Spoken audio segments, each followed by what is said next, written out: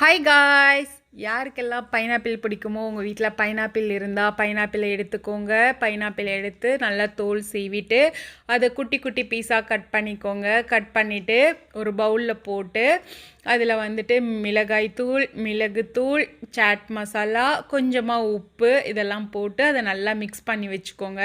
Mix பண்ணி வச்சுட்டு ஒரு தவாவில் கொஞ்சமாக பட்டர் தடவிக்கோங்க. பட்டர் தடவிட்டு அதை ஒன்று ஒன்றா போட்டு நல்லா ஒரு சைடு வெந்ததுக்கப்புறம் திருப்பி போட்டு இன்னொரு சைடு வேக வைங்க. வேக வச்சதுக்கப்புறம் அதை எடுத்து சாப்பிட்டோம் அப்படின்னா செம்ம டேஸ்ட்டாக இருக்கும். இது எனக்கு ரொம்ப பிடிக்கும். உங்கள் யாருக்கெல்லாம் இந்த மாதிரி பிடிக்கும் அப்படின்னு சொல்லிட்டு எனக்கு கமெண்ட் பண்ணுங்கள். கண்டிப்பாக ஒரு டைம் ட்ரை பண்ணி பாருங்கள்.